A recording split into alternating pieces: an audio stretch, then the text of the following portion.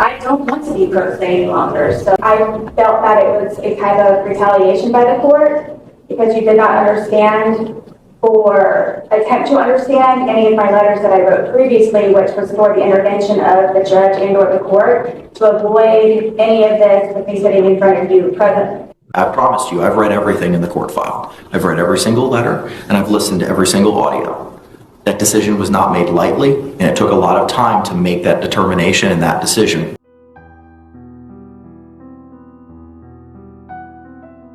I felt he was sabotaging my case and setting me up for failure due to his micro amount of experience, which I found out after the fact and was not disclosed prior to my acceptance of his representation. In my macro-sized case, trips she's taken, his regrets, where he bought his gold sneakers, and many other unrelated, unimportant, time-consuming stories, all the while I'm trying to figure out what's going on and why he's not answering any of my questions.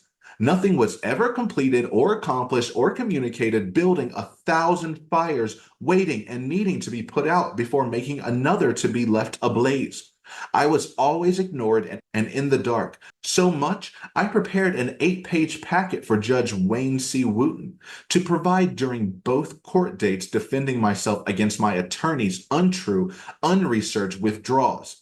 No one asked me nor permitted to speak my truth, to help him and the court understand my real concerns, along with the carryover since day one. I was trying to avoid going through any of this again going forward, in hopes he would listen and appoint a more suitable, experienced one accordingly, to save time for everyone to progressively move forward. He must have been throwing darts at a dartboard, blindfolded. This attorney, number one, is untrustworthy, unreliable, unprofessional, with poor leadership skills, and is extremely unorganized. He was unable to perform ethically, and as an adult, ignoring his client, misleading and deceiving. He didn't even respect me enough to speak before his withdrawal to try and remedy or figure anything out to stop. I was totally blindsided because of the magnitude of his ineptness and dereliction of duty. As a result, withdrawing from my case at the 11th hour after taking over 2 years with nothing I knew of but disappointment. I could have reported him to the Florida bar for legal malpractice. Exhaustion 1. He is still not helping. Him no longer being my attorney was not my choice. Like Lois Lane looking in the skies for Superman, I'm hoping, praying for an attorney to step up and truly represent me with honesty, intensity, understanding, respect, and perspective. From my perspective, am I surprised my attorney is trying yet again to give up completely? No. Is it a blessing? Yes. Let's be honest. Frank J. Bankowitz is a dud of an attorney.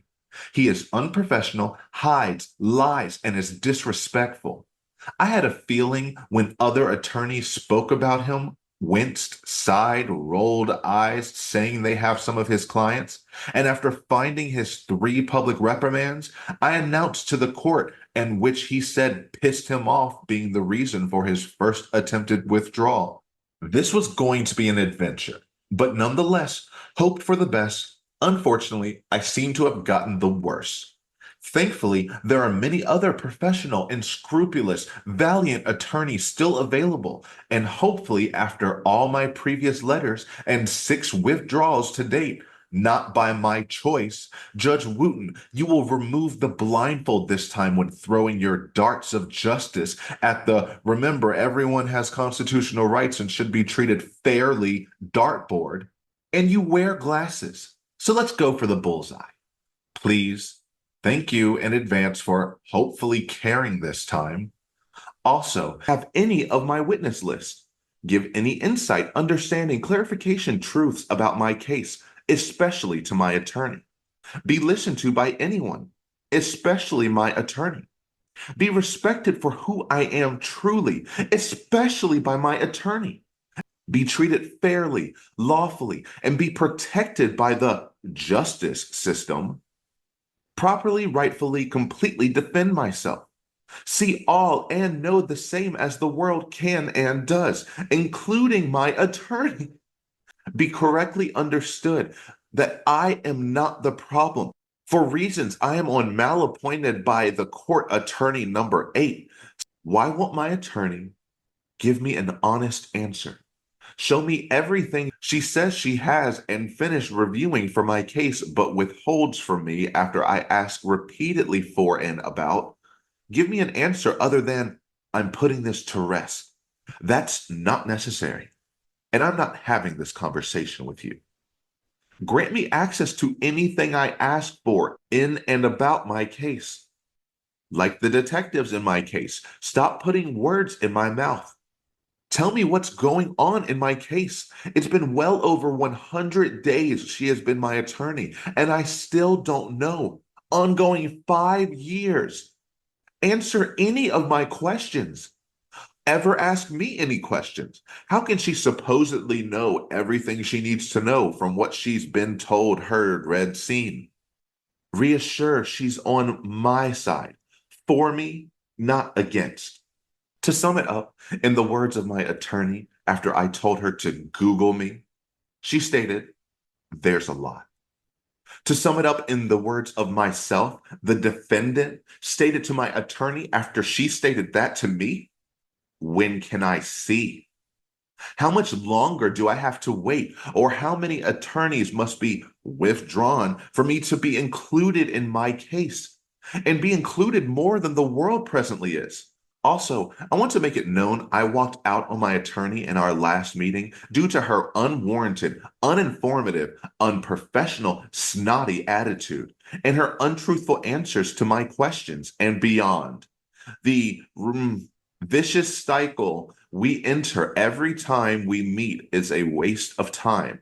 And I'm saying that being in jail with supposedly endless amounts of. How she treats me is extremely prejudiced, hostile, and unconcerned. She is very frustrating. So much so, I presented my solution in order to coexist with and work together in a hopeful, progressive, positive, appropriate manner. I added pretend judge to our interactions so she could calm down and ease up on her condescension, offensive demeanor, and obvious prejudgment.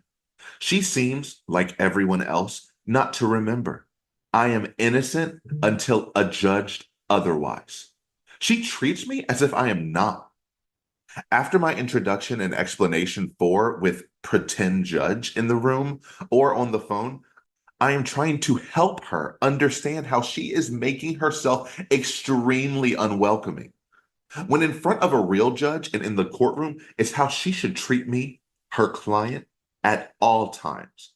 I should not have to invent pretend judge in order to be, and am not at all wrong for wanting to be respected. No matter the outcome, I am innocent until adjudged otherwise.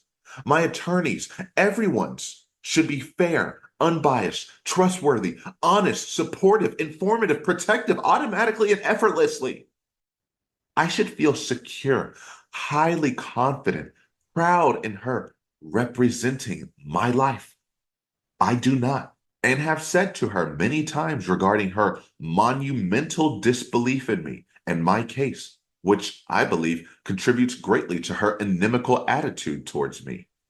I am hoping by this letter she will pick up the sword of injustice and fight alongside, not against me, as so many unmotivated, overwhelmed, weak attorneys prior who bowed out ungracefully and crept away from the battlefield unsuccessful. My case equals bizarre equals unknown equals different equals ignorance equals misunderstood equals unfair. This does not mean my case can't equal success. As always, my attorney did not listen nor care after I repeatedly tried reminding her of my unsecure environment, barking at me, I can listen or not. Still going, over speaking, and not at all allowing me to respond. After repeating to her over and over and over while she's beginning to speak louder and over me still to please schedule an in-person meeting where all can be discussed further privately with no success of being heard, I disconnected the visit telephonically. She uncooperatively. She is impossible. See previous letter or ask her for a copy of the two I sent her. I was trying to remedy or lessen before sending this to you, Your Honor, and not having to include. Now it's a race to the pulpit. My question, please, who acts like that and still be able to call themselves professional? She, like other former attorneys who always blame their dysfunctions on me, said, you don't like the answers I give you. What answers? See pages 1, 2, and 3. I am not the problem, except I want to and should be treated fairly, with respect, acting more professional than the paid. I've been doing this for over 40 years, professional. After so long and in all the experience, common courtesy, customer service, and listening skills should have been acquired. All attorneys, do you remember why you even wanted to be one? Remind yourself. No one listens, and it works for everyone's favor but mine. That I am a murderer, stuck in jail so they can pin on me. They're uninterested, unmotivated, hopeless. They're going to believe me over her haughty attitude. I am not wrong for not thinking less of myself because everyone else has and does. This present attorney foremost. The justice system expects me and other inmates, aka clients, to accept its subpar, nonchalant, hypocritical, next on the list attorneys they keep aimlessly throwing darts for, malappointing, praying they don't withdraw. I have not fired any attorneys appointed in my case.